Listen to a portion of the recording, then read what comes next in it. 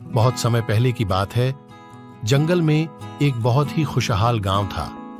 इस गांव में 5 मित्र रहते थे, जिपी, राइली, डकोटा, कॉर्नेलियस और जॉर्डन। इनमें हर किसी की अपनी अपनी विशेषताएं थीं, लेकिन सबसे बड़ी बात थी कि वे सभी एक दूसरे से प्यार से मिलजुल कर रहते थे।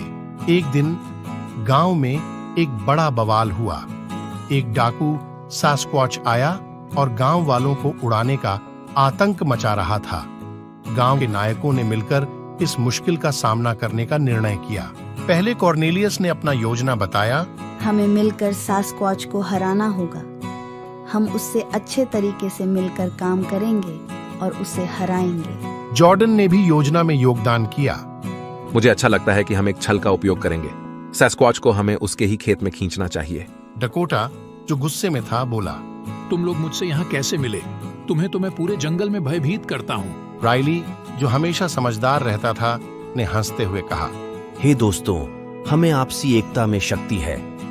हमें यह सीख मिलती है कि अगर हम सभी मिलकर काम करेंगे तो हम किसी भी मुश्किल को पार कर सकते हैं। इस कहानी से हमें यह सीखने को मिलता है कि साथी बनकर किसी भी मुश्किल को पार किया जा सकता है। अगर हम एकमेक से सहारा लेकर रहे हैं और साथ मिलकर काम करते हैं तो हम किसी भी समस्या का सामना कर सकते हैं।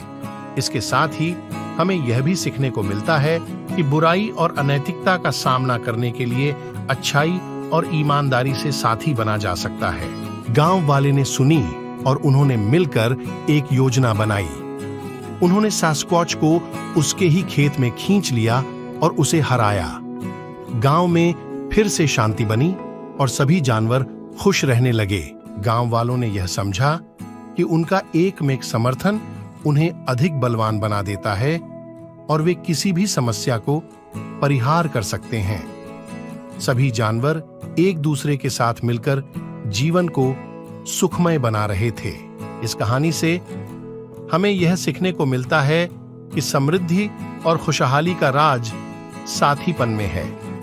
चाहे हमारे सामने कितनी भी बड़ी मुश्किल क्यों ना हो, साथ मिलकर ही हम उसे पार कर सकते हैं। इस कहानी का शिक्षा यह है कि हमें अपने समस्त संघर्षों और समस्याओं का सामना साथ मिलकर करना चाहिए, ताकि हम सभी एक सुखी और समृद्धशील जीवन जी सकें। इस खास मौके पर हमारे सभी साथी जंगल वाले एक साथ मिलकर आगे बढ़ने का संकल्प लेते हैं और सभी जीवन को एक सफल और खुशहाल योजना में बदलते हैं। इस खास मौके पर हम सभी जंगल वालों को एक साथीपन भरी जीवन देने के लिए धन्यवाद देते हैं।